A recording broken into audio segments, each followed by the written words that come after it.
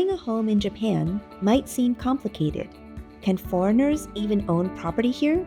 Is the process different from other countries? The short answer is yes. Foreigners can buy property in Japan, but there are key things you need to know.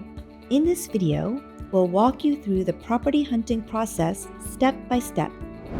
This is part 1 of our 4-part series on buying a home in Japan.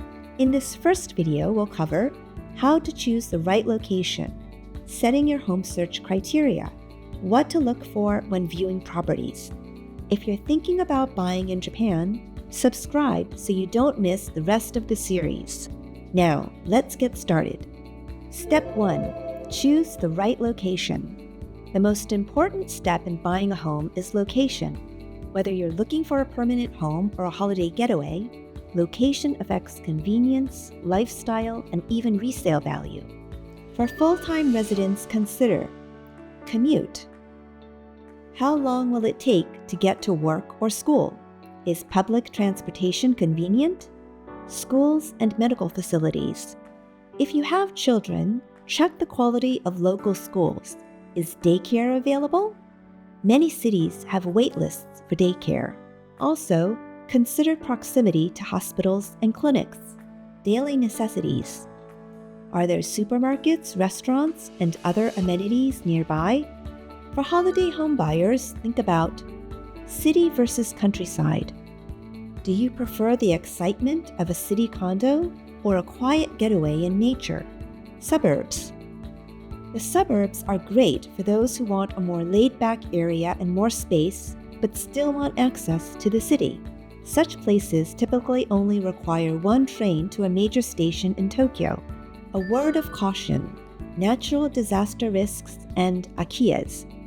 Japan is prone to earthquakes, typhoons, and floods, so please be careful, especially if your home is near mountains, rivers, or the coast. You might see akiya, abandoned homes, selling for super cheap, but be careful. Many are in poor condition, require costly renovations, or come with legal complications. Step 2. Define your home search criteria. Once you've chosen a location, the next step is to define your home search. Single-family detached house versus condos, or manshion.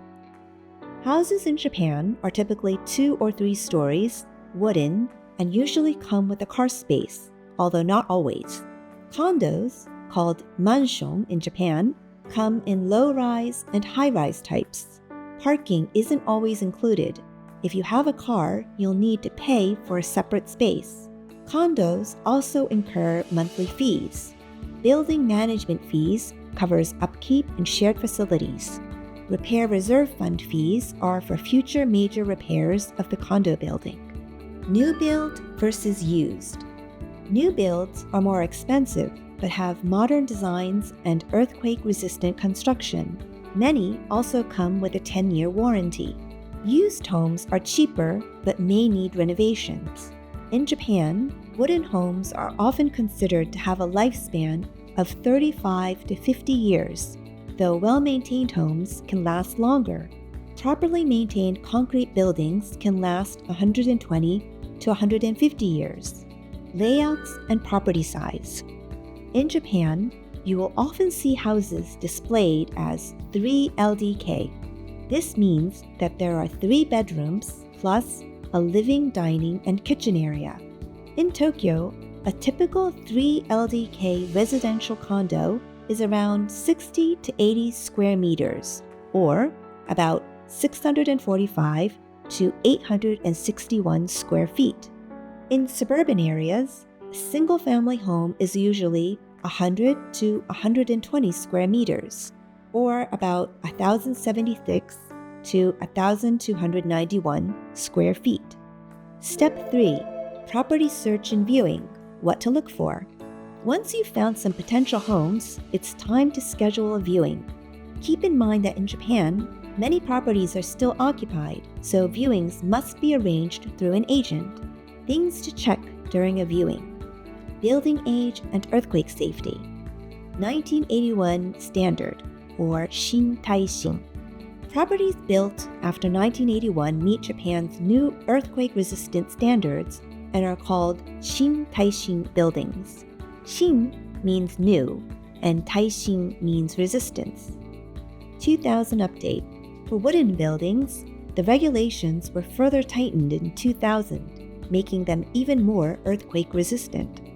Check the immediate and surrounding environment. Sunlight. South and southeast facing homes get the most natural light and are highly valued in Japan.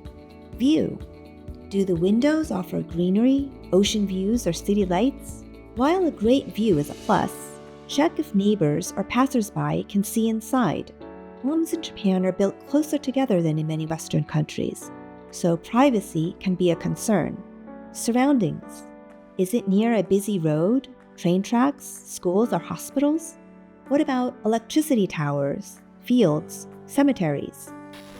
Noise, dust, and even cultural stigmas can impact livability and resale value. Other.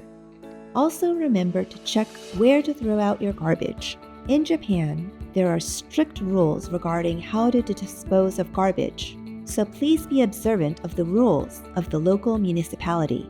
Also check whether your property is a member of the Building Association or Neighborhood Association, HOA. In Japanese, they are called chōnaikai. Ask your realtor to ask the previous owner what was required and what the duties and responsibilities are.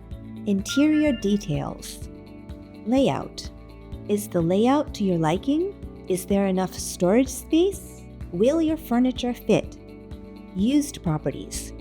Keep in mind that the previous owners will most likely take everything with them, including lighting fixtures, AC units, curtains, and appliances. Plumbing and walls. Check the plumbing and water drainage. Look carefully at stains in the wallpaper and check for mold or leaks. Doors and windows. Do the doors and windows open smoothly? Condos. What to consider? Ground floor versus higher floors. If buying a condo, consider the implications of living on the ground floor versus higher floors. Ground floor units sometimes have a yard or garden space and can be easily accessed. However, be aware of security issues.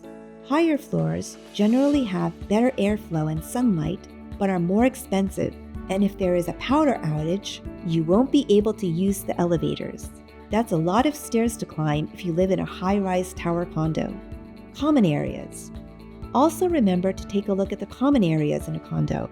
For example, the garbage room, car and bicycle parking, the entrance, and any other shared facilities. High-end condos often have concierge services, libraries, gyms, and study rooms. Make sure to check them out. That covers the basics of property hunting in Japan.